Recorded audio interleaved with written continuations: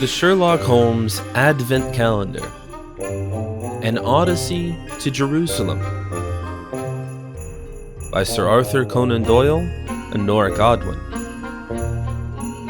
Narrated by Bryan Godwin. Part 7. To the Holy Land. When our ship arrived in Jaffa, we soon found out that it was rather difficult to go ashore on the Holy Land. Although the coastal city was generally regarded as a central haven of Palestine, the port was little developed and thus unfitting for the docking of larger ships. Instead, they had to set anchor at sea a certain distance away, while goods and people were shipped back and forth by smaller ferries. And so, we had to wait some time before we could reach the actual port and finally leave the ship. Jaffa in general was undeveloped and was not up to modern standards. Nonetheless, the city has a remarkable history. Under the name of Joppa, it occurs in the Old Testament, albeit in an ominous connection. From there, Jonah set sail before he was thrown overboard and devoured by a whale. According to the New Testament, Peter and Paul worked there, which underlines the fundamental importance of the port for the hinterland as well as a gateway to the west. Therefore, for thousands of years, the place was highly sought after and fought over. Canaanites, Philistines, and Israelites, Egyptians, Babylonians, and Persians, Phoenicians, Hellenes, and Romans, finally, Arabs, Kurds, and Seljuks.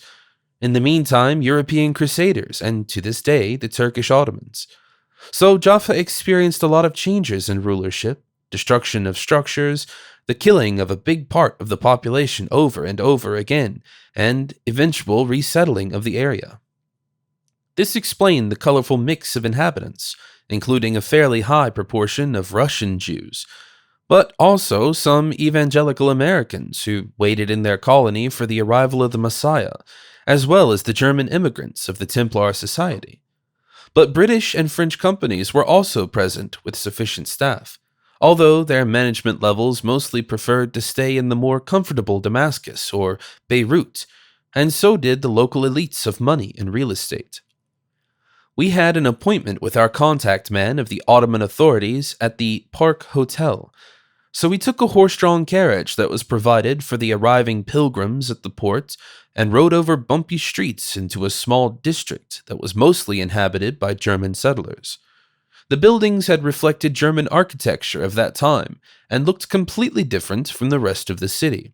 The families Metzler, Hardegg, Ustinov, and others had provided a relatively modern infrastructure, contributing considerable financial resources for schools, hospitals, pilgrim hostels, and Christian churches, but also for the luxurious Hôtel du Parc, as it was called in French for publicity reasons. It was already early evening when we arrived at our accommodation. Holmes registered us at the front desk, and an underage page accompanied us with our suitcases to our room on the third floor, and we generously showed our gratitude. My friend immediately stepped up to the window to enjoy the view over the city and its partially hilly surroundings, while I fell down exhausted into one of the beds. "Where and how do we meet our contact persons?" I asked, and immediately improved. "I mean, our Ottoman watchdog." Holmes turned to me and said, "I think he will find us. After all, we should act discreetly and not attract attention." "I understand," I replied, "but it is all the more astonishing that we were accommodated here in the German colony, of all places, and that the hotel owned by the Ustinov family was chosen as our rendezvous point. After all, there are also a few British restaurants in Jaffa." "The decision of the Ottomans is quite logical," Holmes explained. "In a hotel full of Englishmen, I would have been recognized immediately, and there would have been some unwanted attention. Here, on the other hand, people are not interested in me." "You're absolutely right, Mr. Holmes," a voice suddenly sounded from the door of the room. We quickly turned around and saw a small, slightly overweight man in Oriental clothing and with a well-groomed full beard. "Good evening, gentlemen," he continued as he entered the room, and I was wondering how he had gotten in since I was certain that I had locked the door. I was a little irritated by this sudden intrusion, but Holmes understood our situation quite correctly by stating, "Also a good evening. You are our local contact, I assume? And your watchdog, the man added in good English, at least if you want to follow Dr. Watson's view.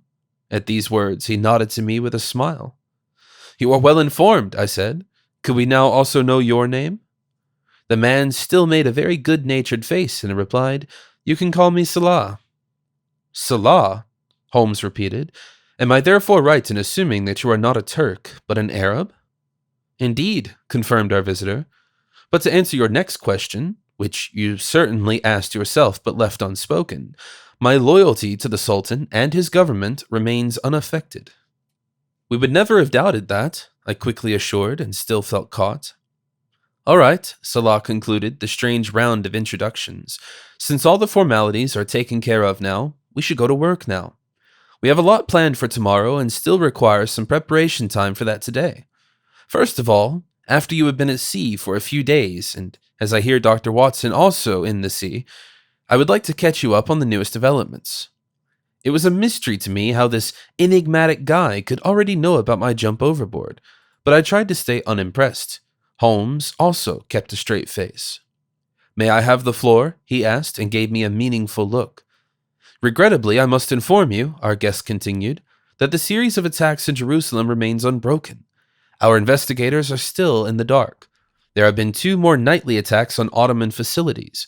The building of the Sanjak administration was again smeared with slogans in red color, in Turkish and Arabic. Ottomans go home, was the repeated demand. Of course, this is only cheap propaganda and relatively harmless compared to the other doings, like the one from yesterday, where a train on the side of the station was set on fire. I was alarmed by his remarks and immediately asked, Hopefully there were no people on this train. Salah shook his head. Allah be praised, no, he replied. It was the wagon of a freight train that was supposed to wait overnight for its unloading. No one was injured. Not yet. Holmes acknowledged what he had just learned, but quickly said, It was probably about the contents of the wagon in question. What had he loaded? Our contact man hesitated for a moment. Military goods, he finally explained. Weapons, Holmes added. Rifles and artillery components, Salah confirmed. Fortunately, no ammunition, because then there would have been a momentous explosion. But the one thing that is strange is that no one could have known, because it was a secret transport. The wagon was labeled and its load was marked as grain on the locked doors. Now, I would assume that you don't just set a food delivery on fire. In this respect, the terrorists apparently have information that should be unattainable outside a narrow circle. They knew what was in their target, you see. Gentlemen, the enemy is more dangerous than assumed.